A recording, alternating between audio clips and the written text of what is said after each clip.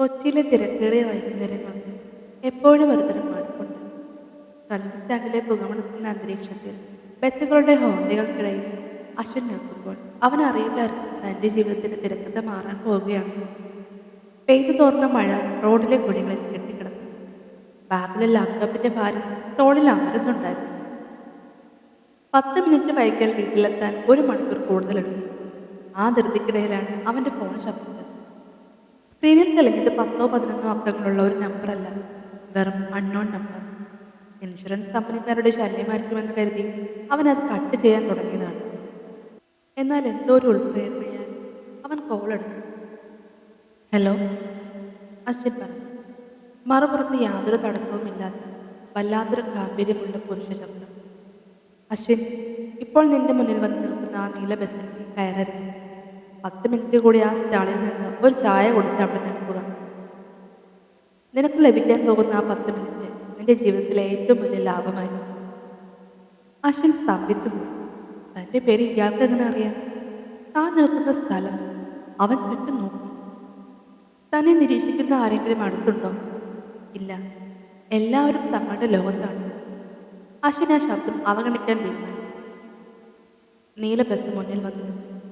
അവൻ അതിലേക്ക് കയറാൻ കാലെടുത്ത് വെച്ചപ്പോഴാണ് അവന്റെ ഉള്ളിലൊരു വിറയൽ അനുഭവപ്പെട്ടത്. വല്ലാത്തൊരു അസ്വസ്ഥത. അവൻ കാൽ പിൻവലിച്ചു. ബസ് പോയി. കൃത്യം 10 മിനിറ്റ് കഴിഞ്ഞപ്പോൾ സ്റ്റാൻഡിൽ വലിയൊരു ബഹളം കേട്ടു. അല്പം മുൻപ് പോയ ആ നീല ബസ് ലോറിയുമായി കൂട്ടിയിടിച്ച് റോഡരികിൽ തകർന്നു കിടക്കുന്നു. കണ്ടു നിന്നവരുടെ കരച്ചിലിനിടയിൽ അശ്വിന്റെ ഫോൺ വീണ്ടും വൈബ്രേറ്റ് ചെയ്തു. അതേ നമ്പർ. അന്ന് തുടങ്ങിയതാണ് ആ ശബ്ദത്തിന്റെ ഇടപെടലുകൾ.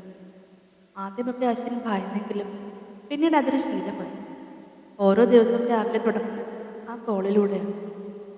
ഇന്ന് നീ ആ നീല ഷർട്ട് എടുത്ത് വെള്ള ഷർട്ട് എടുത്ത് ഇന്നുച്ചയ്ക്ക് ആ കടയിൽ നിന്ന് ഭക്ഷണം കഴിക്കരുത്.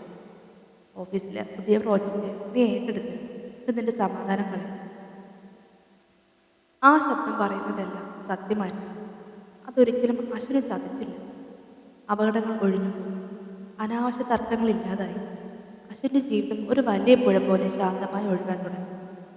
എന്നാൽ ആ ശാന്തതയ്ക്ക് പിന്നിൽ ഭയാനകമായൊരു നിശബ്ദത വളരുന്നുണ്ടായിരുന്നു. ഒരിക്കൽ അശ്വിന്റെ ഏറ്റവും അടുത്ത സുഹൃത്തായ വിനയ് ഒരു പുതിയ സ്റ്റാർട്ടപ്പ് തുടങ്ങാൻ അശ്വിനെ ക്ഷണിച്ചു.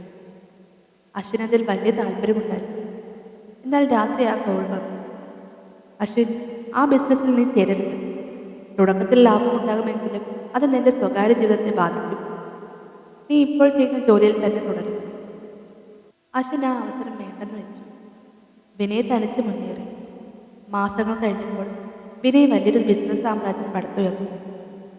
അവൻ ആഡംബര കാറുകളിൽ യാത്ര ചെയ്യുന്നത് കാണുമ്പോൾ അശ്വിന്റെ ഉള്ളിൽ ഒരു നീറ്റൽ അനുഭവപ്പെട്ടു.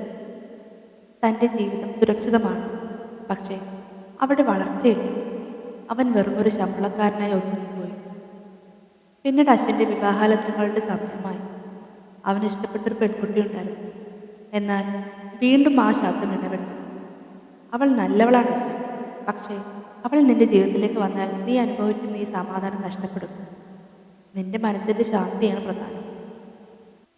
ഭാവിയെ ഭയന്ന അശ്വിൻ ആ ബന്ധത്തിൽ നിന്നും പിന്മാറി.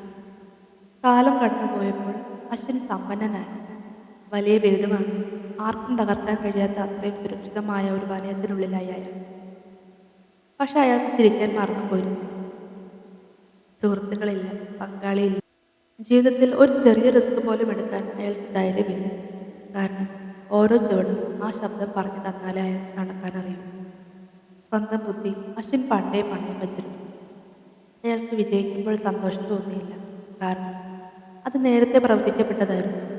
പരാജയപ്പെടുമ്പോൾ സങ്കടം തോന്നിയില്ല. കാരണം അയാൾ പരാജയപ്പെടാൻ ആ ശബ്ദം അനുവദിച്ചില്ല. പരാജയങ്ങളില്ലാത്ത ജീവിതം എത്ര മടുപ്പിക്കുന്നതാണെന്ന് അയാൾ തിരിച്ചറിഞ്ഞു. ഒടുവിൽ അശ്വിൻ സഹിക്കപ്പെട്ടു. തൻ്റെ 50-ാം വയസ്സിൽ ശൂന്യമായ ആ വലിയ വീട്ടിലിരുന്ന് അയാൾ ആ പഴയ നമ്പറിലേക്ക് തിരിച്ചു വിളിച്ചു. 100 കണക്കിന് തവണ ബെല്ലടിച്ചതിന് ശേഷം മറുനിലയ്ക്കൽ ആരോ ഫോൺ എടുത്തു. ഹലോ. അപ്പുറത്ത് നിന്ന് കേട്ടത് 20 വർഷം മുൻപുള്ള അശ്വിൻ്റെ അതേ ഊർജ്ജസ്വലമായ ശബ്ദമായിരുന്നു. അശ്വിൻ കരഞ്ഞുകൊണ്ട് പറഞ്ഞു, അശ്വിൻ, നീ ഇന്ന് വൈകുന്നേരം കലൂരിൽ തന്നെ നിൽക്കുമ്പോൾ ആ ഫോൺ വരും. അത് നീ എടുക്കരുത്. നിന്റെ ലാപ്ടോപ്പ് നഷ്ടപ്പെട്ടോട്ടെ, നിന്റെ പണം പൊക്കോട്ടെ, ആ ബസ് അപകടത്തിൽപ്പെട്ട് നിനക്ക് പരിക്ക് പറ്റിക്കോട്ടെ, എങ്കിലും നീ ആ ഫോൺ എടുക്കരുത്. കാരണം ആ ഫോൺ കോളുകൾ നിന്റെ ജീവിതത്തിലെ എല്ലാ വെല്ലുവിളികളെയും ഇല്ലാതാക്കും. വെല്ലുവിളികളില്ലാത്ത ജീവിതം ഒരു ശവപ്പറമ്പ് പോലെയാണ്.